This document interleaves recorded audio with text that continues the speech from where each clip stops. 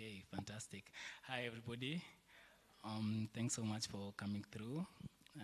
Sorry, we're starting a bit late. But yeah, we're here. My name is Franklin Sunday. I'm one of the curators of Amplitudes of Dawn.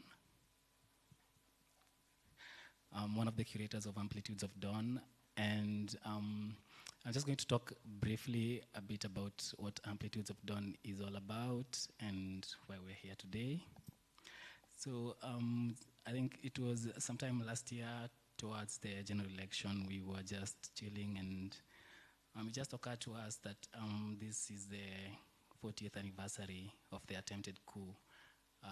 Then we also headed towards a general election, and there are all these issues that the different political parties were talking about in terms of what's happening in the country and why you should elect them. And then there was also the 40th aspect of it, 40 years after this event that, shifted and changed how we think about so many things and what people can say and what people can't say. And basically just how our imagination took different turns from that day, or the imagination of those who came before us, because a lot of us who weren't born at that time, it also occurred to us. So we just got together with a couple of friends, and we were like, we'd like to do something for the 40th anniversary, and we presented this at the Summerworks Festival in Ontario. It was an online festival, and essentially it was a collection of music, basically music thinking towards that event using sound, and basically how can you use sound and music to sort of reimagine the now, sort of without sort of yielding to the pressures of nostalgia, if I can put it like that. So what came out of that was a couple of good mixtapes, a good 1-hour session that's in this room that some of you might have seen, and also a couple of writings. We invited some people to also, submit works, voice notes, WhatsApp voice notes. We got some interesting renditions of some of our parents who are living at the time. So some of them have become the material for this exhibition. And so over the past year, we've just been marinating on it and thinking about how we can make it bigger. And so Guta Institute and InstitutNairobi were kind enough to give us a small grant, which we were able to put this together. And so the exhibition itself has several aspects to it. So primarily, it's an exhibition on sound, where we are just sort of trying to move with sound and imagine with sound. And we invited some of our friends, some of the work around Cyrus, Kabiru's radios that you've been seeing around, and Onyi's artwork, and just sort of, we felt that some of this work also spoke to the theme of Amplitudes of Dawn. And Alex Ikawah wrote a radio play called The Crow's Flight, which is it's a reimagining of the flight that two of the masterminds of the coup, Oteo and Ochuka, took at the last minutes when essentially their plan was failing, and the land army was taking back control. The Air Force was being disbanded, and the members were being hunted all over the city. So what they did was they commandeered a flight, a Buffalo plane with about a few minutes of fuel left, and fled to Tanzania, hoping that Nyerere would give them asylum.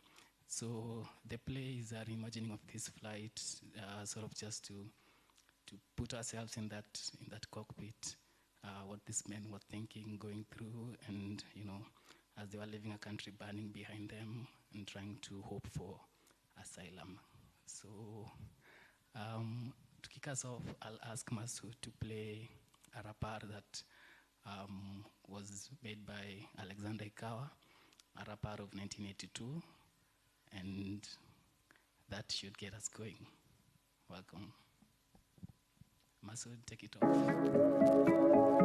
Maindira par Igaelu Fachiel Meo Chico Kot Biraboro Gario Due Maraboro Kan Kodu Jasigana Omin Jare Mawoda Tieno Evi Mese Atomano Kaka Jonjual Jombalari Anyuak Tomano Kaka Mondo Aindi Yuak Tomano Kaka Jolo Enyuete Uyuak Wololo Yuak Wololo Yuak Ipenjo pimni kaka nechal Nobedo matek ma ok dinu nyalo Penjuru mambo mbotela Opimnu yaliyotendeka Kako jende walimuana Helu bila ungwana Usiku wa manane Kodolore pien ginyar mama Dipenji nyisi kaka nelit Ne jolwenyi manodonge unit Odgi ngima Penji giuru pinyo wacho Kaka ne kech Kaka ne gilalo tijegi Fotimbe maundu they did not commit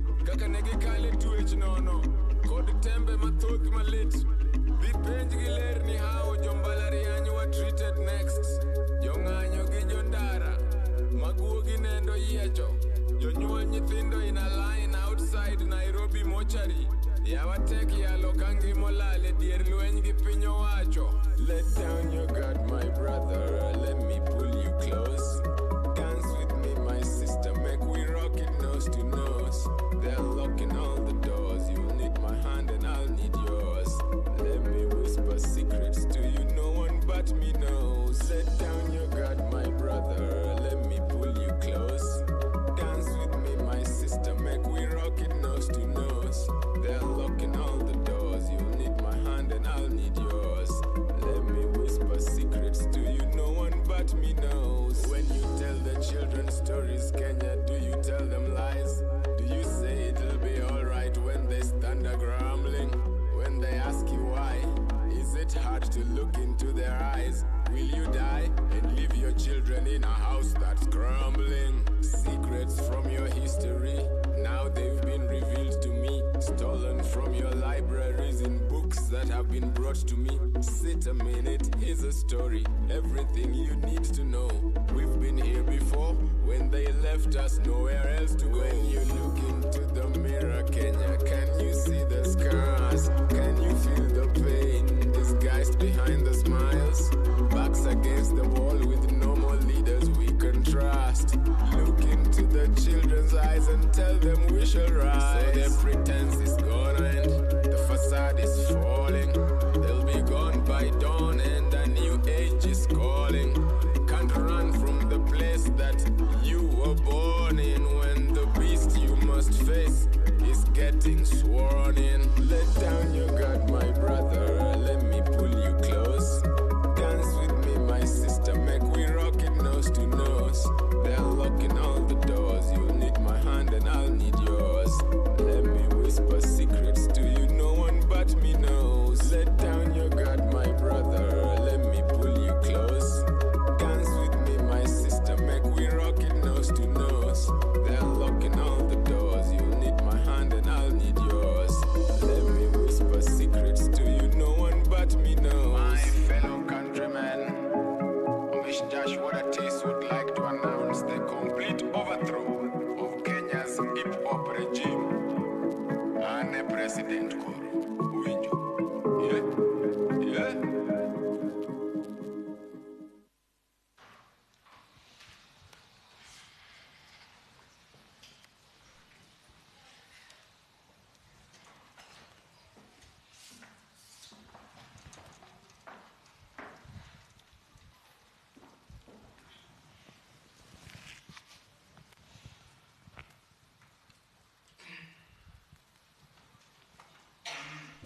In the realm of destiny, where the threads of life are woven with both hope and despair, there exist ill-fated souls whose fiery hearts are destined to burn relentlessly until their fiery fate consumes them whole.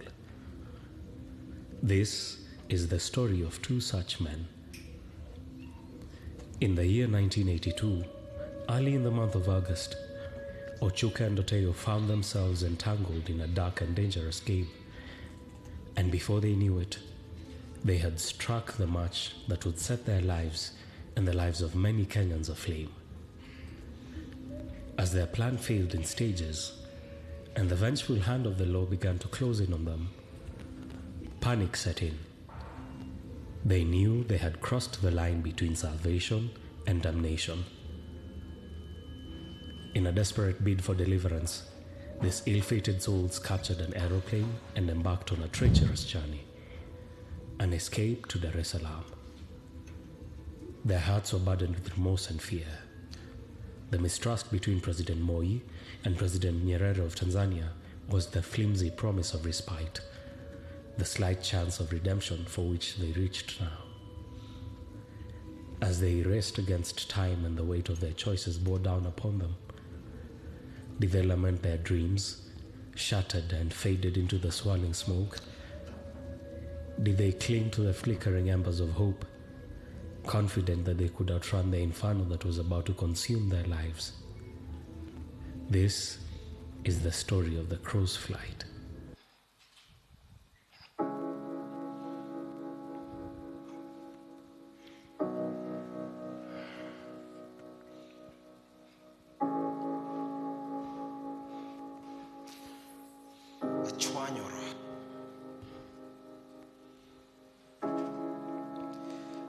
Chwanyora matek.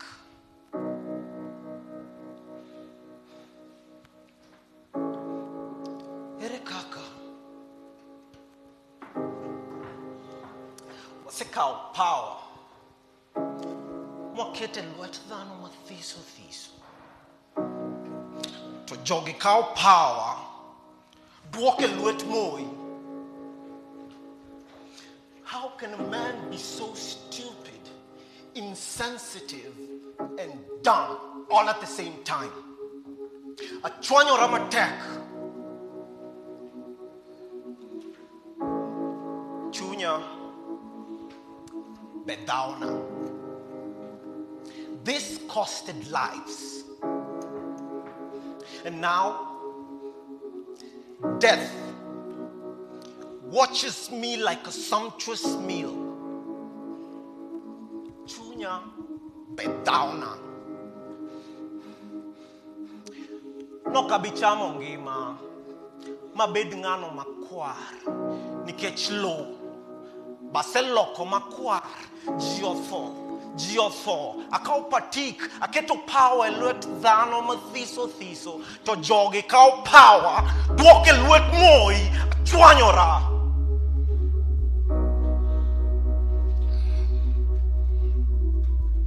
Oteo.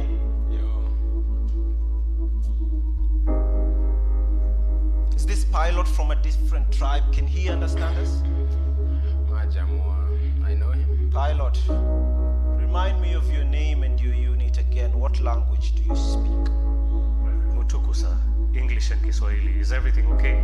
Should we return to Isili Air Base? What did you say? Should we return to Isili Air Base? At most, we've already taken off private. Mutuku, proceed as earlier instructed.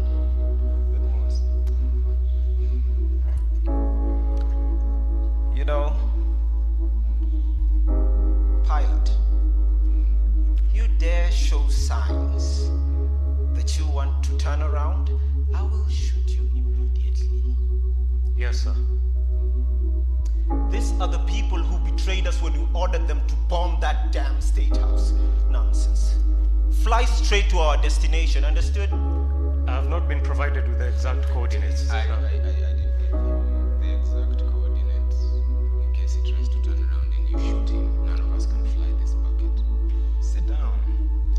If only this damn plane had bombs, I would fly straight to that state house and bomb it myself. Well, I suggest we craft a message for the soldiers we left behind before you do that. You fool. What soldiers? What soldiers? Don't you know? They killed them all. Even the civilian in the streets was shot down. How many died? Exactly how many? If you're counting the students and the looters, they murdered more than 2,000. What use is leaving a message to the corpses?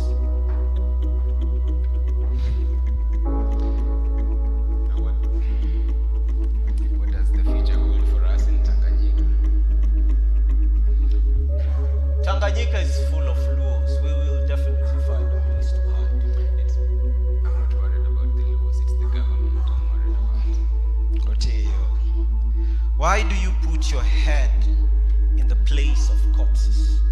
I will inform you. Moi has no friends among the presidents. He is at loggerheads with the president there. We will not be chased from Tanganyika. He will ask for our heads. Treason is not a small crime anywhere. Don't talk like that. Don't speak like that, Oteyo. Removing a leadership that steals from its people and murders its own president and leaders. What crime is there? What about us? Haven't we made mistakes that might affect our welcome? What kind of mistakes? Come on, don't pretend you don't know. Come on, Ochoka. What about the students? I asked you not to involve them. You insisted they would not be shot. Now look what the soldiers did. I weep for those children. Man, those poor children. But isn't it evident now that Moi will not remain the president of the country? I mean, will the world allow a man who's committed such heinous crime remain the president of the land?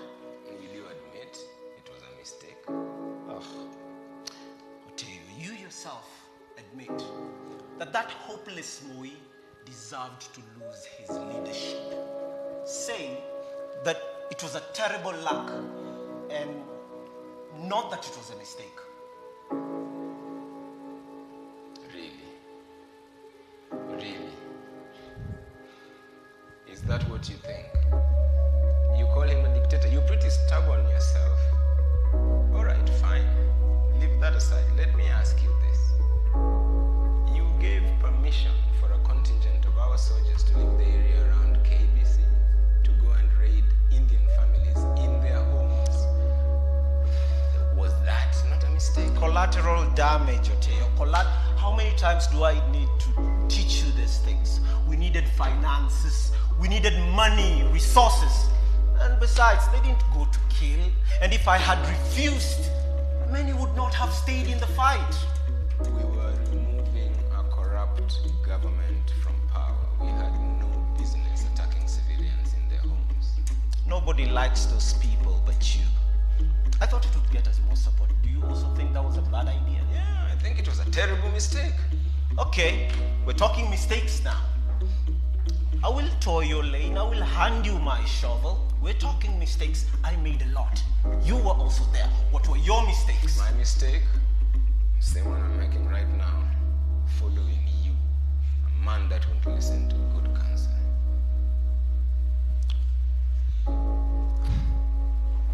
Don't be difficult. Listen, Oteyo. If all this ends without repatriation to Kenya, I promise you, Pancras, I will not die before I remove Moi from power. You will fight with me. Do you have any idea how relentlessly we will be hunted? Come on! You hate this guy so much you don't think straight. Oteyo, you don't really get it, do you? We are freedom fighters. Even if Moi wants our head, we will be given protection. In case you don't know, Tanganyika is famous for giving freedom fighters safe passage. I've heard. Don't talk freedom when even the pilot flying us to safety we've taken with a gun to his head. Don't pity these fools. You know, actually, things would have gone all well if not for cowards and fools like this, who we ordered to bomb the State House and they betrayed us. Come to think of it, Pancras, why can't you see? If one bomb, just one, fall on that damn State House, I would be the president, you would be the vice. What about Obuan? Ah, that troublesome man. Why did we even have to trust him? Why didn't you listen to all the advice you were given? Did you really think such a plan was, such a large, massive plan was something the two of us could pull off together? Trust me a little. Trust me a little. I'm am absolutely sure Moi's government will fall, because what you and I have done, you will see. You will see. Make plans for yourself. I want to be part of hopeless plans. I tell you. You know, we will return and we will make a government. We will fight. Have faith. You still think so after all this failure? You know, we might. Maybe we didn't get him this time. But trust me, I am sure that we have destroyed his authority. As we speak, there's so many white people in Nairobi at the airport waiting to leave this country. And then they will take their money. And then where will Moi get his support then? We could return soon.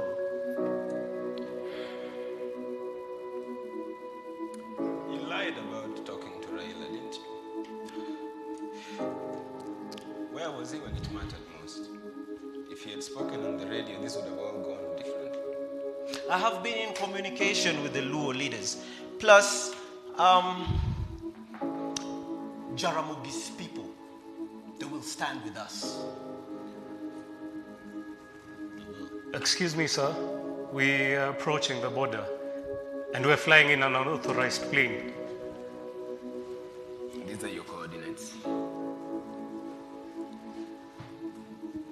But, sir, this is across the border. Curtains again, to look through the imagination's eye into this hidden history. We must tread carefully. You do not have the The fires permission? that haunted their flight. All the threatening to permission burn you them need whole. The fires that is eventually in the destroyed them. magazine of this rifle. Those fires still burn to this very day, Proceed as instructed. and they consume the souls of all those brave enough to fight for redemption. Private Hide your dreams at night. When we get This there, prepare a happen story to for you. the authorities, because you'll be on your own.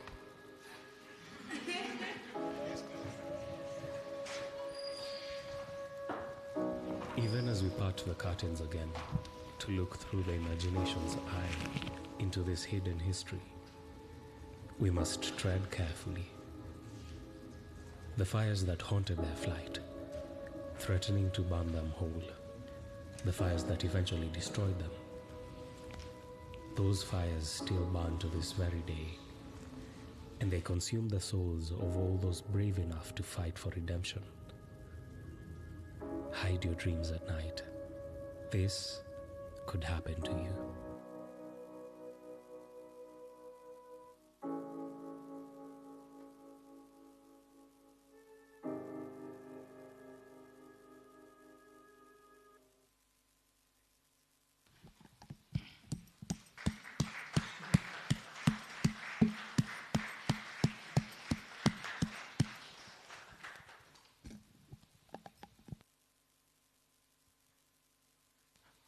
Wow, chills. Well, that was the cruise flight. I will just give the cast a couple of minutes to come out and say hello, here we are, and introductions, and then, yeah. Hello.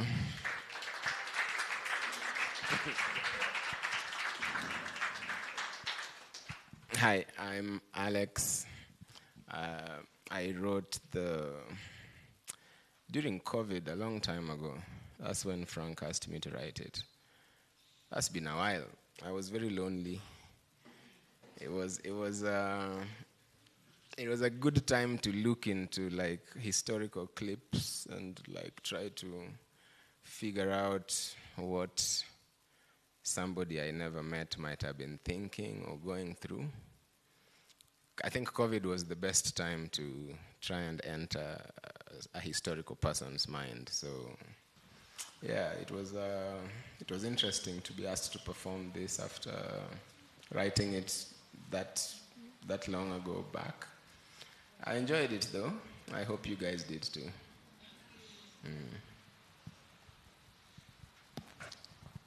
Good evening. My name is Slim Shaka.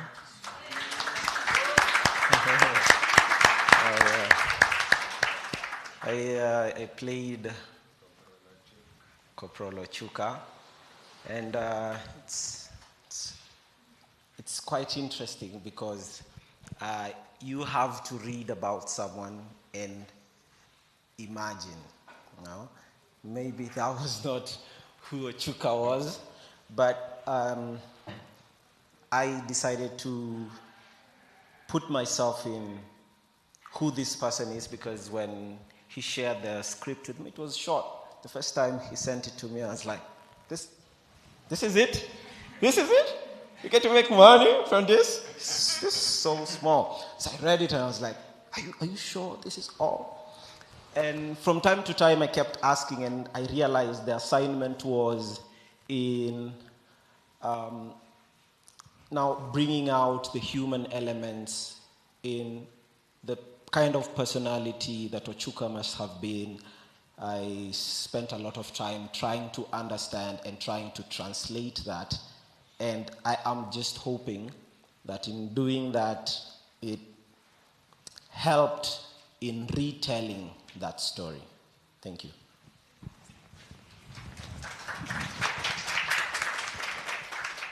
Hello, everyone. My name is Bulimo. I played Private Mutuku, and I don't know. It's such a short role.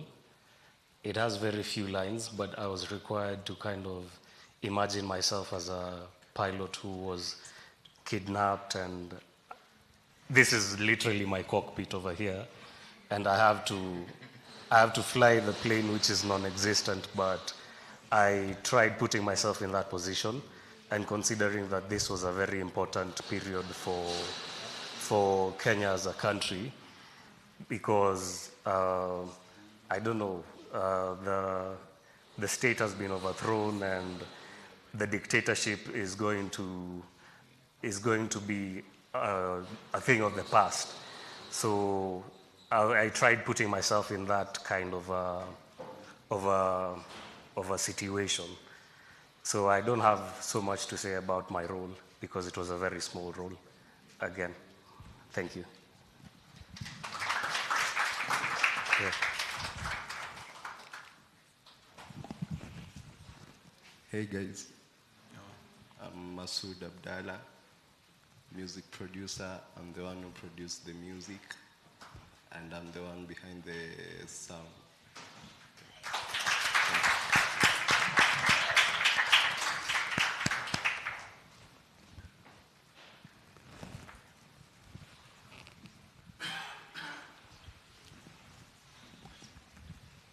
All right. I don't know if anybody has questions about the play, but I think one of my questions to all of you would be, one of the reasons why we really wanted to have the Crow's Flight as part of Amplitudes is because of the role that radio plays in our collective consciousness. I mean, radio is everywhere, and you can use, just like you've done here, a sliver of it to challenge historical memory, to challenge what people know and how they know it. So I'm just curious to know, as you approach such historical events, how does it render for you? If I can use those words, how do you distill it into this slice of history that challenges what your audiences or your listeners know about that particular day? Use your mic. You are mic'd. Like this, check. No, but no. It's actually called technology. No. Frank. So, yeah, but I just got word from the sound department that you and Bulimo can use your mics, but I should use this. So, pardon me. That's a very interesting question you ask.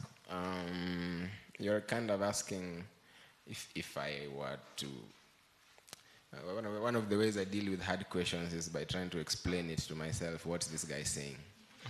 So like, it's like you're asking me to tell you what I went through from the process of accessing the information about this person, and to kind of tell you how I turned those feelings into something like a script.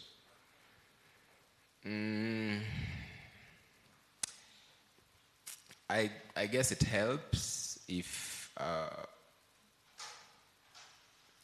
it helps to have a little bit of your own kind of basis of viewing the world when you're gonna deal with another person's point of view. And I think especially if you're gonna go into the point of view of somebody whose decisions and whose actions were so difficult to and also kind of largely far-reaching, but also in a way morally difficult to wrap your head around, and at the same time looking at the condition that makes this person. I suppose the task that you have as an artist is to humanize this person, to really remove your own. I mean, you might have opinions and judgments and everything, but if you put those to the fore before you engage with the character, then I think what you will present to people is a biased, it is not your picture, but is your censored picture, kind of.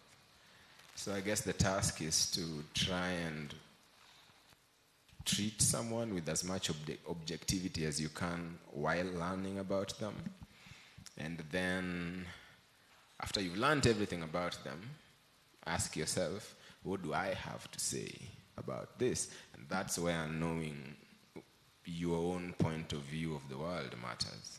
Because you really can't create new work without putting some of yourself. So yeah, there's a little bit of what you want to say about the world and what that person did that fuses. And then, of course, if it's a script, I have to make sure that you can believe it's dialogue, even though I'm really just trying to give information. And I suppose there now we are talking about experience and what we call sleight of hand. I can't just give a tutorial in 5 minutes on a mic. This is the kind of thing that it takes 10 years to know how to write like that. But yeah, your job is to humanize, and your job is to attempt to be objective and to watch out for your own biases. That's what I'd say. Very true. Come on, Corporal. Come on, Corporal, you can do better. Hi. That was a short and sweet play. Slim Shaka, you're a great actor. So my question is, based on what you portrayed, so is it true that Ochuka wanted to be president, and that's why he was doing the coup? My other question is, why were they repatriated? Because I saw that, they were repatriated back to, they went to Tanzania, Tanganyika, but then they were returned. So why did that happen? So, yeah. Was that the dynamics that Ochuka wanted to be president? And also, why were they returned back to Kenya? I'm not like, my authority on matters coup is I don't want to claim 100,000% authority on matters coup. I believe there's 1 or 2 people in this room that have dedicated a lot more time to studying Ochuka and his.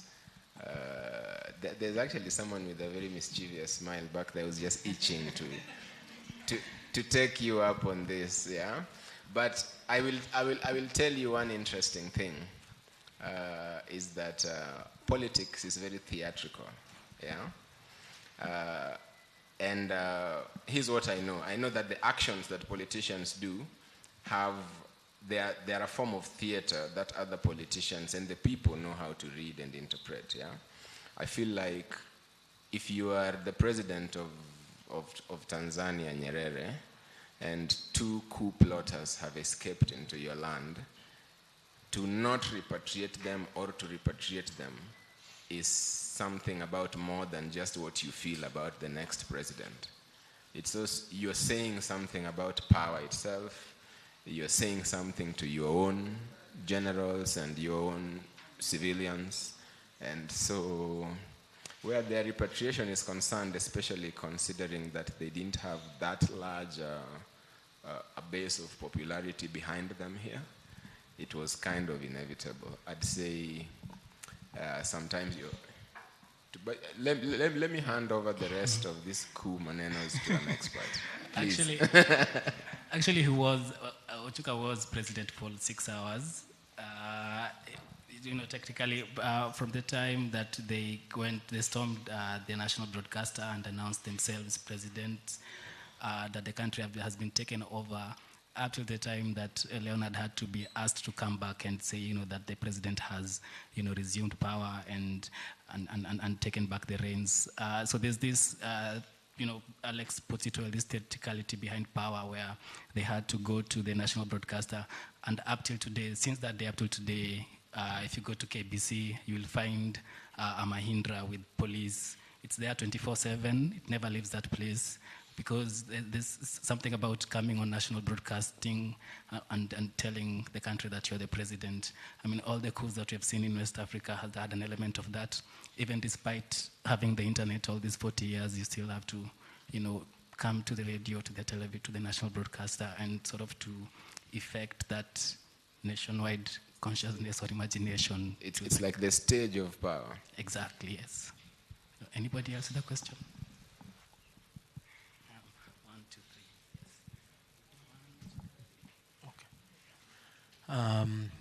Okay, first of all, thanks for the show. But my mind was racing as I was hearing you guys, because my mind was going to so many different places. First of all, this thing is too short. Let's just start there. It is too short. I've been on that flight from Nairobi to Dar es Salaam. It's 1 hour, 15 minutes. Sawa. Yes. Even though it's KQ and you guys are direct flight, but but having said that, you guys, there's so much you can add. There's so much. First of all, the whole discussion of what is happening in Nyerere's State House. That is one discussion. What is happening in the air flight control, Dar es Salaam airport, that is another situation. Do we allow them even to land in the first place? How do they get this guy into the plane? That is another part of it. You guys, there is so much you can add to ramp up this thing. I would suggest, this is just a comment, the part, before I ask the question, the part for, there's a movie called Con Air that was shot, yeah, you remember that one? Nicolas Cage. Criminals take over a plane as they are being transferred from one jail to another. Yes. And then all the drama that happens before even the authorities realize that this plane is not, how tense that flight is. That's what this should be. Yeah. Even I know the writer, you are a mellow guy. I can tell you're a mellow guy. So you needed to turn that intensity to 11. Eh? Yeah. But otherwise, I enjoyed it. This thing needs to be put on stage as a 1 hour, 45 minute play. Seriously, yeah, because it's a great play. And maybe the question I would like to ask is also, I don't know whether you did research, but as to the role of also, some of the people, a lot of people are dead, but some of them are still alive. Were you able to talk to any of the people who are still alive from that time? A lot of the people who are still alive from this period, especially the ones who have any relation to the Army and the Air Force, I think that one of the things you learn when you do this research is that the government has been extremely, punitive in regards to everything relating to those who could have been involved in actually, I think since the coup happened, every member of the Air Force that was, I believe they actually like fired most of the Air Force members it was disbanded. And not only was it disbanded, but a lot of the soldiers have been unable since then to get any sort of gainful employment.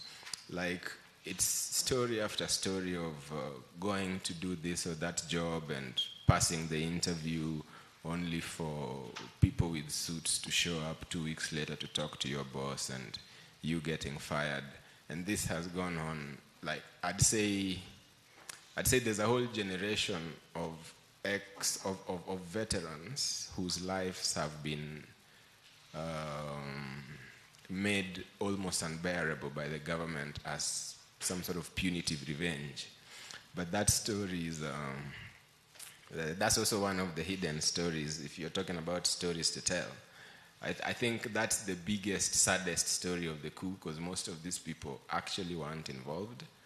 But the suspicion, and actually you'll notice, if I may say so, that in our own lifetimes, you haven't seen anybody from the Luo community rise above a certain rank in the military.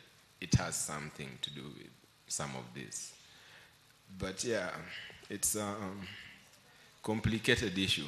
You asked me if I've done research, I'd say you do some too.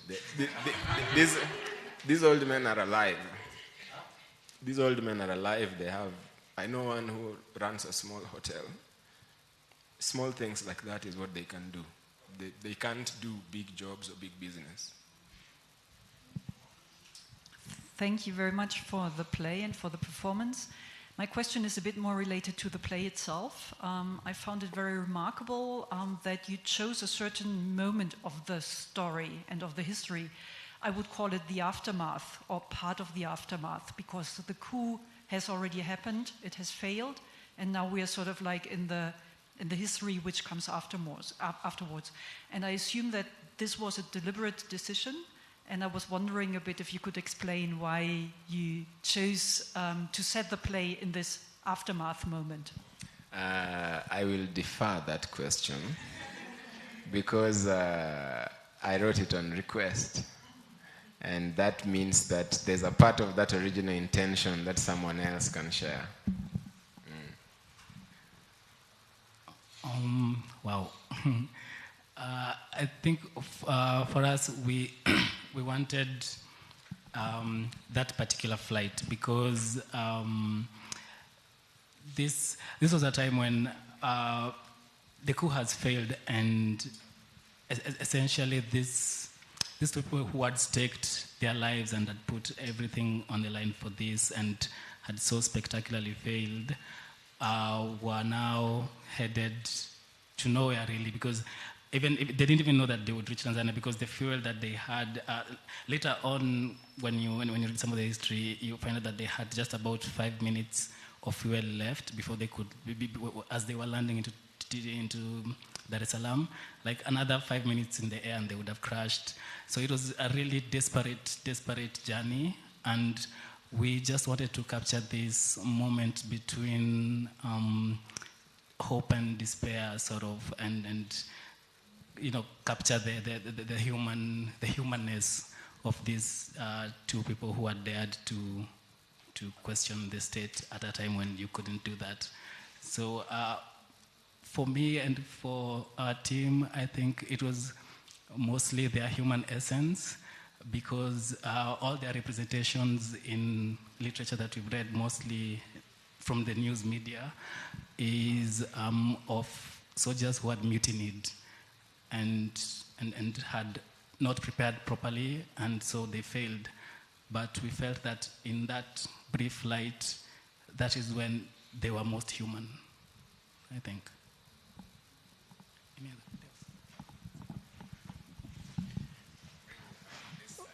Okay, thank you so much for the play. I think it took us down to memory lane when most of us were not yet even born. So my question is just based on history itself, like what kind of history should we be passing down from one generation to another? For example, if you look at the history of the coup, the way it's captured, it's only captured up from certain levels. If you look at probably children in primary school, they might not end up knowing that history until they reach a level when they are able to start questioning things. Then it just occurred to me the other day that the children now who are in class 8, they have no idea about the post-election violence. So it will come to a point when they will start questioning things which are happening in the country, and then that is when they will start researching about it. So it means a number of them might not even relate, and this is very important history. Another concern is about when we are telling stories, what part of that story do we want to tell? Because if you look at the history of the coup, it only talks about the coup. In very few publications do they mention the why. And if we can talk about the why part of it, I think we can end up in a situation where we are able to comprehend some of the things which are happening on a day-to-day basis in this country. Thank you. That's very insightful. The second one was not so much a question as an observation, right? About the first one, are you a very philosophical person? Because think about it like this. I feel like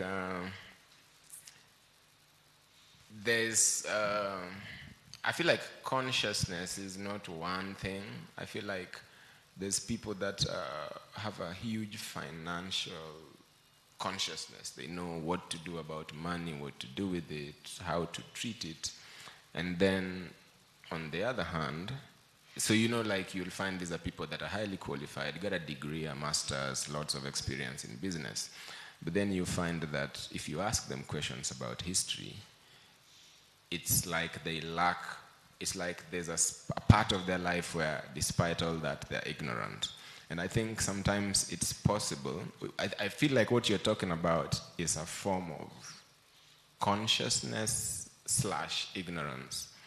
You can have it or not have it, but the knowledge of history and the awareness of its importance is like a certain, I feel like it's a privileged knowledge, and you don't get it when you need time to learn how to think about history, number one. 2, you need to be taught how to think about history, even if you're being taught history.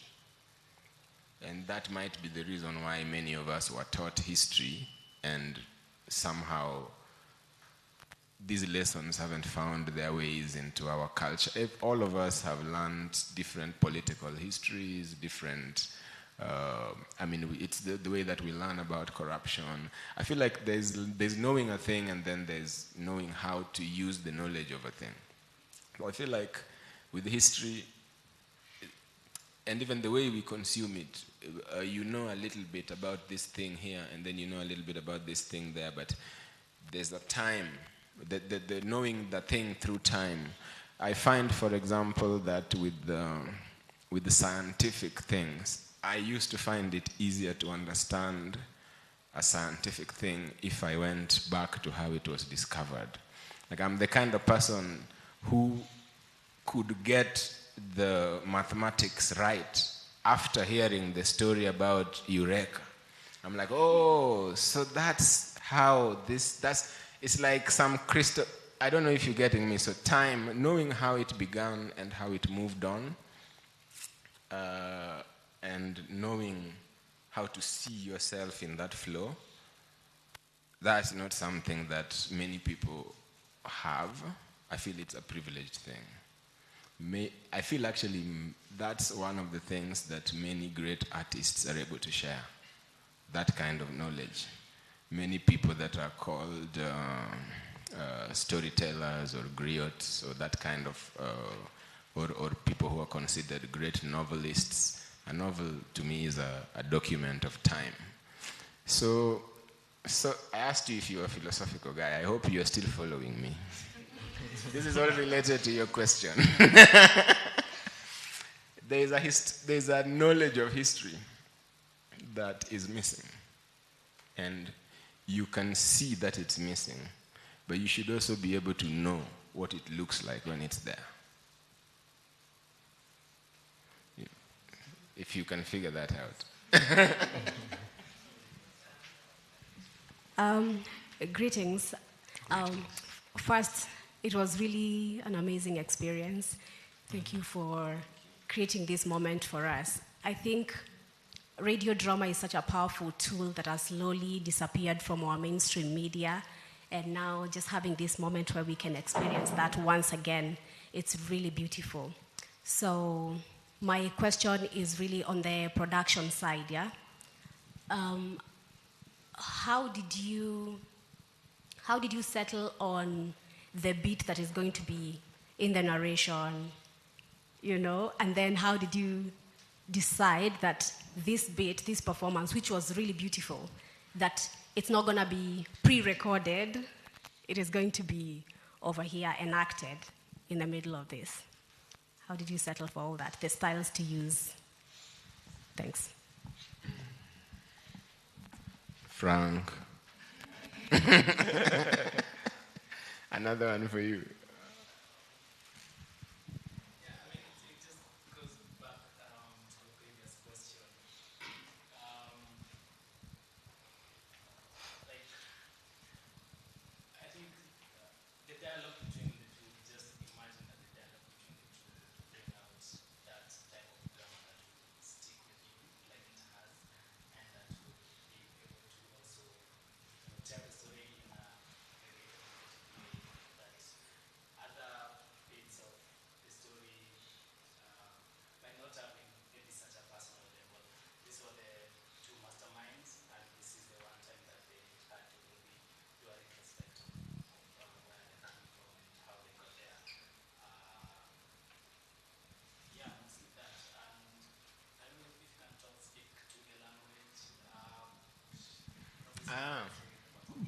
We've That's what I was going to ask about. Okay, ask. Yeah. Ask them. Yes, I was going to ask, so I'm assuming you're speaking Luo in the beginning. I found that very powerful to begin with, just that whole section. And I was going to ask why you chose to have Luo included. Was it to show, I guess, the tribal elements that is always within our politics? And then how, maybe I'm answering, so yeah, you can give this answer. This is a very good question, whose answer I wish to know. No, but the original, I wrote the original in the Luo. And also, I mean, it's a good thing we both speak the language. But number one, yeah, the issue of tribalism, and it was much larger back then than it is now. And also when you do your research about the events around the coup, it's impossible to escape these connotations within the thinking of everybody that was involved, and even within the reaction of the government afterwards. In regards to using it in our performance, the language, personally, my dream would have been to perform it in the original Luo, but a performance is a performance when you have given it to somebody and you don't give somebody what they can't eat. So since I knew y'all might not understand the Luo that much, we decided to perform it in English. However, Mr. Slim here, that part you're talking about, that part at the beginning, I didn't write that. So when I shared the work with him, both the original the Luo language script and the translation, he insisted on creating, on adding to my imagination of Ochuka. And so I do want to know why. Why did you do that in the Luo? Okay, so since we have decided we are not using these things, yeah, I will. Okay, so it's on. Okay. Yeah. So when I was given the script, I read it. I read it twice. I had the same feeling. This is supposed to be a long performance. So I read it, and I'm like, okay, it's done. Let me read it again. It's done. So I call this guy. I'm like, are you sure we're performing this thing? He's like, yeah, we are performing. I read it again. I call him. I'm like, it's too short. It's like, exactly, it's the crow's flight. Like, okay. So I noticed how the script started. It starts by asking if the pilot understands our language. And immediately, I realized me having to get into that character, I would not, you can't just start, does he understand us? Is he from a different tribe? So I told him, I want to write a monologue. And he's like, okay, you're Chuka, do it. So I spent a lot of time trying to imagine. So at first I wrote an English, what was that again? Monologue, yes. So I wrote an English. Yeah, it wasn't nice. It was so English. And for a long time, yes, I am Luo, but I was born here. So I've always wanted to know how to speak and express myself because I'm a spoken word poet. And we do a lot of expressions, but I have never done it in my mother tongue. So I do it, and then I practice it in my room, and I'm like, okay, it's good. So I go and I perform it to him, and it's like, the way you pronounce those things, like some white guy on Luo language. I'm like, okay, let's go through word for word. So I write, I write a line that I found very interesting. What was the line? Which one? Yes. So I wrote an interesting line I will translate. So I wrote just how it says, Chunya bedaona, okabichamo ngima mabed ngano makwar, nikech lo baseloko makwar. So it says, my heart does what? My heart is quarreling me. No, that doesn't sound English. Chunya daona. My heart is something sweet for the tongue. The sweet part. Disdain, something like disdain. Okay, so yeah. I think you're thinking about the English version. There's something similar to disdain that sounds very sweet to the tongue. Yes. Which part? Yeah, just let it go. So my heart quarrels me that I will not live to old age because I have turned our soils red with blood. So just having to turn such things, it sounds very sweet in Luo. So having to write those and learn how to pronounce them properly. So this play actually started a journey for me to understand how to speak and how to express myself better in my mother tongue. So that's how I decided to have that first part in Luo. Yes.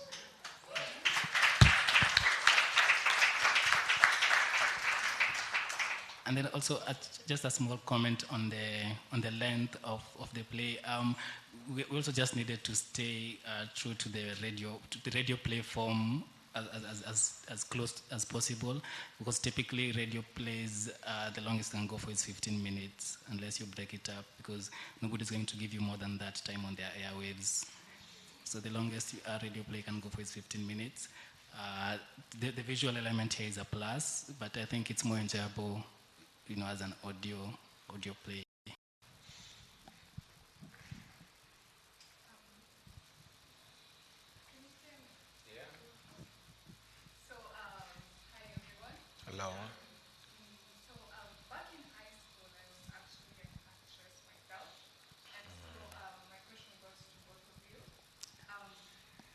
Please use the mic because it's being recorded.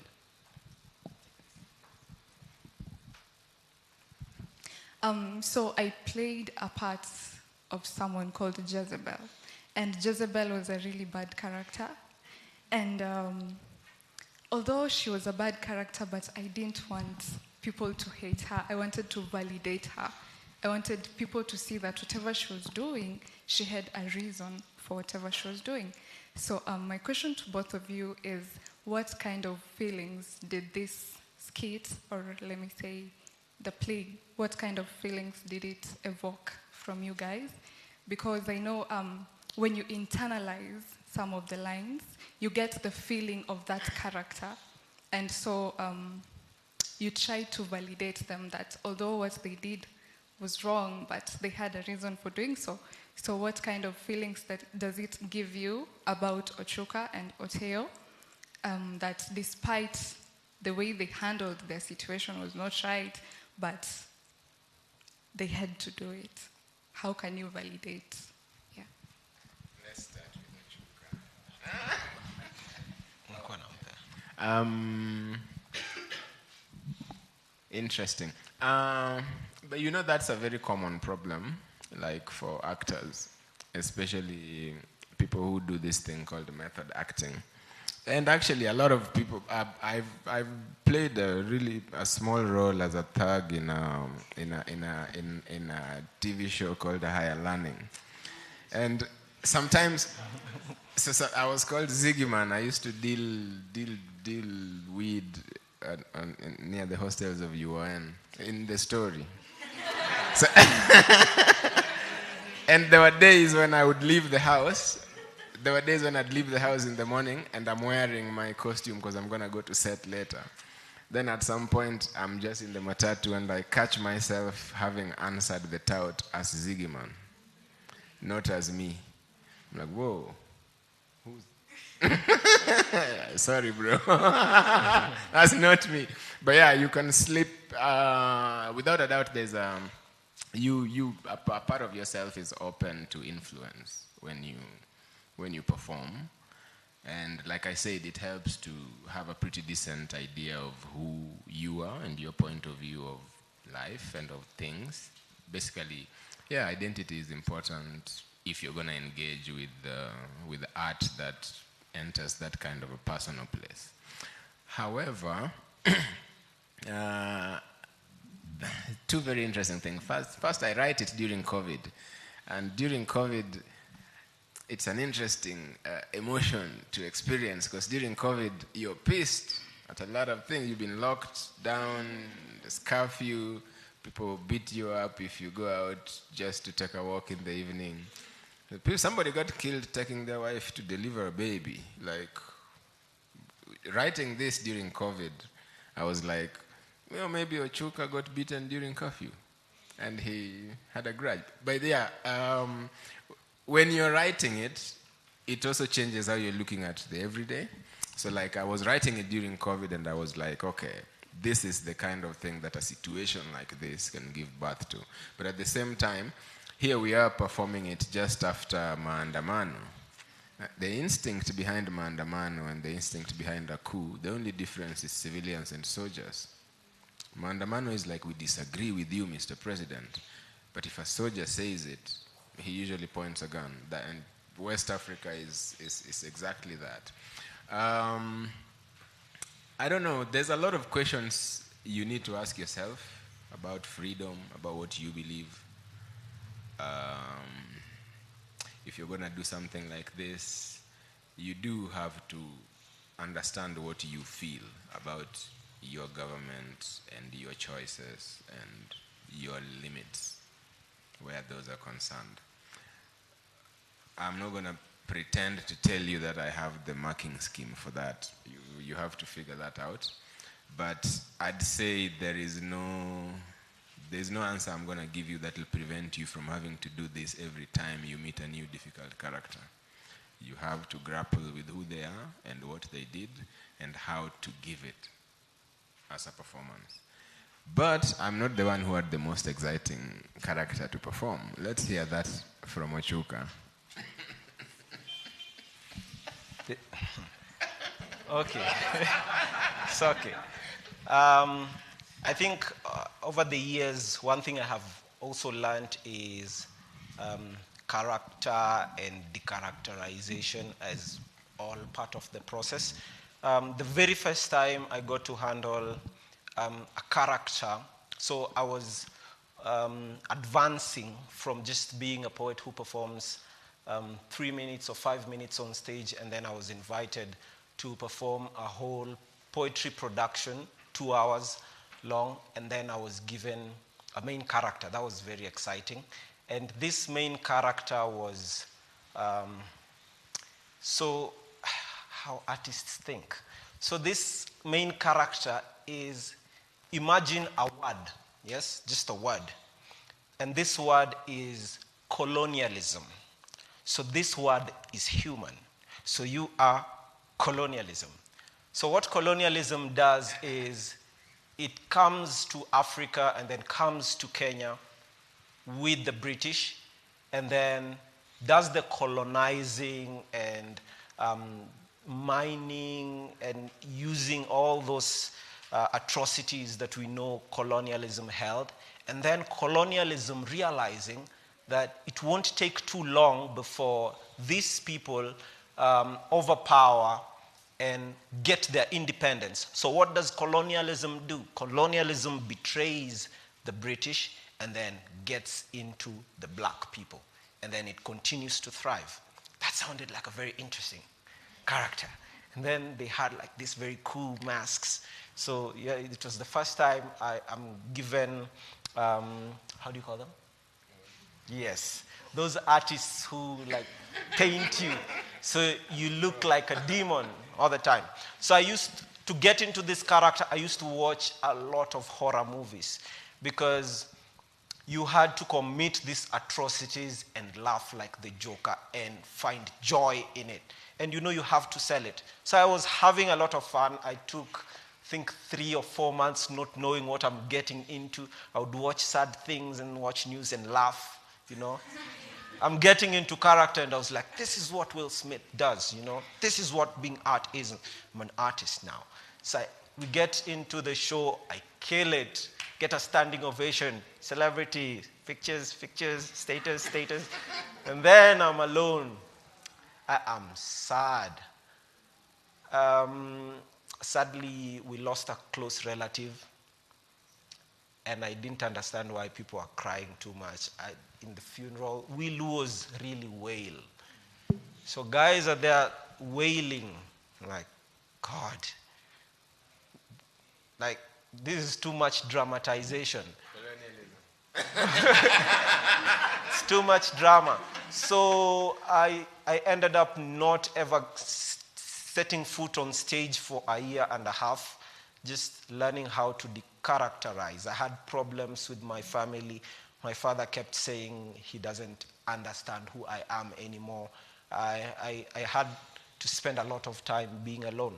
So after that, that's when I learned how to characterize and decharacterize and knowing the limits, because at that point you are a tool, you are malleable. So you are borrowing values, right? So you are becoming this person and you are exploring. And as humans, when we decide to explore, we don't have boundaries. So that happens a lot. Now I know how to decharacterize. I know the difference when I'm on stage and out of stage. I know how to get into who Ochuka is, and when we're done with the play, I know how to get my mind completely out of it and be like, now this is reality. So I believe that is the process all actors have to go through, right?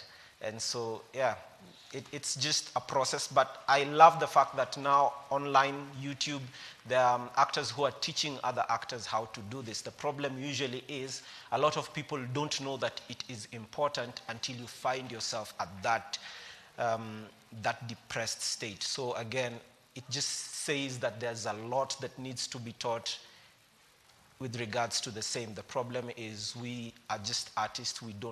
We're not taught. We just do these things out of passion and love and desire. And that's just what it is. Yes. Sometimes when the moon is full, he still turns into colonialism.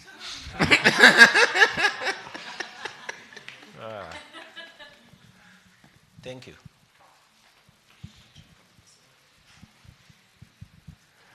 Hello. Hello. I really enjoyed today. And I don't know if it was intentional for the writer to make Ochuka look dumb, because I don't know if it was intentional, but that's what I'm getting from him. Because how do you not know where you're going? When you're doing a coup, it's not a guarantee that you're going to win and actually lead. And also, why kidnap a pilot when you know you're going to do such a thing? You know, it's prudent that you have your own people on your team, just the same way you have soldiers. He was an Air Force guy. His own people were pilots. But why have a gun on him when you are going to a different country? It should be natural. He should know that we are actually running away. It didn't go the way we planned. Or was it your intention to paint Ochuka that way, or it just? It was. You should read about that coup. It was this. There was. It wasn't. The army wasn't one. It was very possible for one. In fact, even after, it took a while before the army was one. I'd say that during the coup, you will realize that it wasn't the same KDF you think of now. It was a bit more. I definitely feel that when I read even about the response. In fact, if you read the response, you realize it wasn't just Ochuka who was flying by the seat of his pants. Even the response to the coup was lucky. If any mistake could have happened, honestly, there wasn't the greatest communication, not just between Ochuka and his allies, but also between the government forces responding until after a certain momentum. But they genuinely created a confusion during which it was possible to not know what was happening with the soldier next to you or that kind of thing. That one was not accidental. That one, I think, was real. On the other hand, I was working with nothing here, but you know, you have to create a good job. You actually did a good job. Precisely. Yeah, you gotta create somebody, and you gotta create, and if he's with another character, you've got to, have these little things that knock their personalities off of each other. Well, who knows? There might be someone else in this audience who just wants to be Ochuka right now. Has a different opinion from you.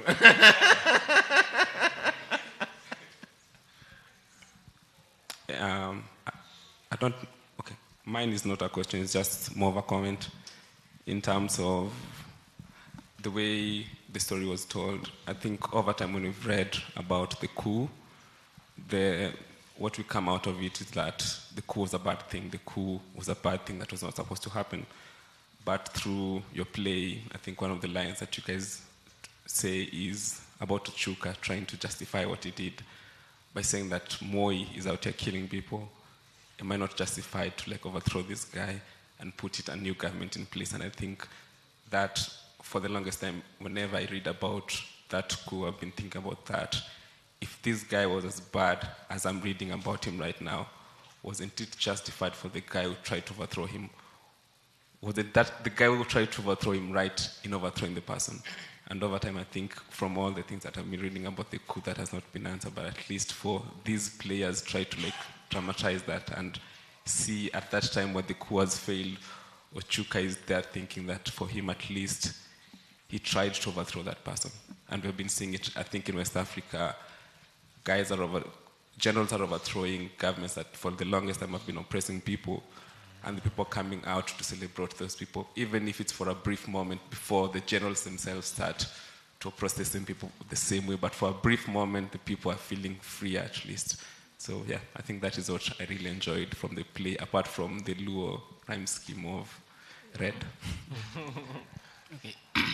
We're winding down. I'd like to take this chance. We'll come to We have that. a gift for you guys. Specifically, Slim has a gift for you guys in the form of a poem. Yeah. So, Yes, Slim Shaka will perform a poem before we close up. And I'd just like to give you sort of a heads up of some of the events that are also ongoing as part of the exhibition. Tomorrow we have a zine making workshop at the library, and then on Saturday we have a curatorial walkthrough and an artist talk, and in the evening around the same time as now we'll be having a jam session themed on 1982 by DJ Raf and Kamwangi. I'd really encourage you to come through. It's going to be interesting. I'd like to invite the cast to tell you where you can find their stuff and some of their work. So just plug your work and where they can find you, and then Slim Shaka will close up with a spoken word poem. At Film Kenya on Twitter, Alexander Ikawah on whatever random social media you might be looking through. Thank you.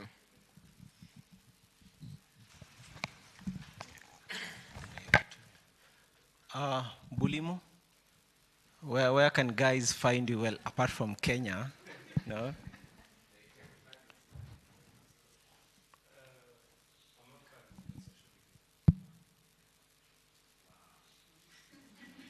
Let's take a moment to take that in.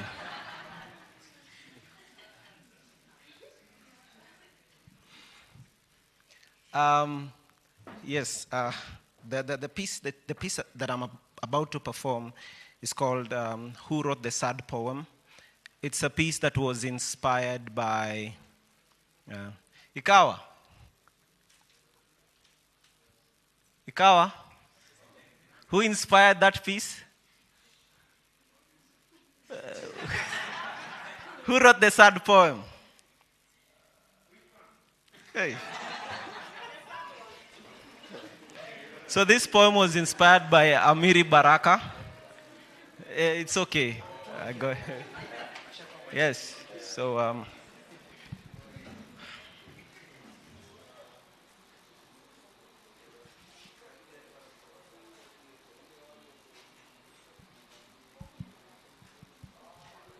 put a gun to my head.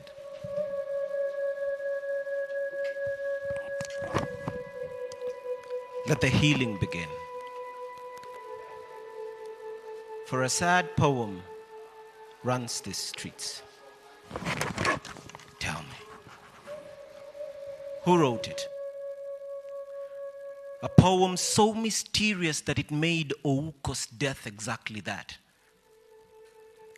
The poem with the list and names of the killed and maimed of fighters got tamed, god damn. Who killed them? Rest in peace, Oro Jode. At the bottom of what these men love, political survival is curved into hate their hearts like a complex sculpture, living life in frames of a poor trait lies, painted in the true colors of a sad poem. But who wrote it? Who ate us alive and still cried wolf? Who murdered our mothers and still played golf? Who kills the youth and blames it on the roof, and the rope takes away all our hope, turning youth into cops? Tell me who? Who betrayed Dedan Kimathi? Who killed General Baimungi? Who let the dogs out to bite the truth? Who killed Tom Mboya? Who killed Tom Mboya's killer before justice made a kill? Tell me who? Who kills and masks it? Who puts you in a white casket? Who stole our land? Who killed Saitoti before the plane could land? Again, who kills and masks it? Who puts you in a white casket? Rest in peace, math professor. We have dead, death, aftermath processors. We have debt in depth. We have economic depressors. We have a sad poem and it runs the streets. Tell me, who wrote it? Who makes the truth a death trap? Who makes the youth look like crap? Whose frustration could make your heart stop? Now, who makes this feel dangerous? Tell me. Who tried to frame Okia Omutata? Who tried to kill Patrice Lumumba? Who kills and sings Hakuna Matata? Are they the ones that killed Jacob Juma? Or are they the ones that slap newborns with bills? The ones that don't care how it feels dying in a hospital where treatment is sealed, in a country where corruption seals everything Mwananchi depends on? Tell me who? Who has the power to kill just for you? Who could kill you just for power? Who lies to the public? Who steals from the public? Who doesn't use what's public? Who thinks he owns the republic? And who even kills in public? Reminds me of the sad faces, the faces you only see at places where death touched what hearts loved. We are hopeful in our pain, no suffering in heaven. We seeking healing in our graves, like faith is a disease for the blessed, are the deceased, for they know what heaven is. Oh God, there's always something good about the dead, nothing good about dying. These bleeding wounds lose more than just blood. Dear Lord, fight back. Rest in peace, Pio Gama Pinto. Here, to seek freedom is to seek a different path where you meet death when you're awesome. Here, to seek freedom is to seek a different math. You find X, you find Malcolm, homophones for homicides, corrupted rhythm, a forced suicide. Sometimes it sounds like Baby Pendo, sometimes it sounds like Msando. Rest in peace. Every matter you knows, no good deed goes unpunished. It's a sad poem. And he had to die in the line of duty. Now you be careful. You don't want to be thrown off a 4-story stanza. Be careful. You don't want your throat alliterated. Be careful. You don't want metaphors shot right through your heart. Because this poem is for the wicked men who will use your tears to quench their thirst, for they never identify with the victims of their actions. Rest in peace, Lawyer Willie Kimani. You are remembered. For good leaders don't kill, just the opposite happens. It's sad that our politics, always in tune with those who grieve these killings, always in a perfect consonance with the rhythm of a sad poem, a poem written after every 5 years. You tell me, who wrote the sad poem? Thank you.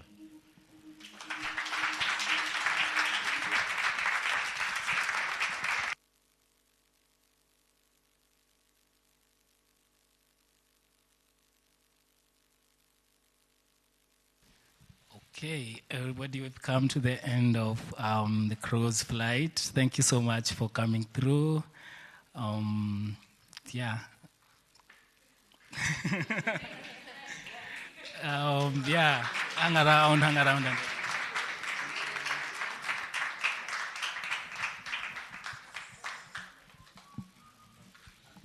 think the cast is around. Maybe you can...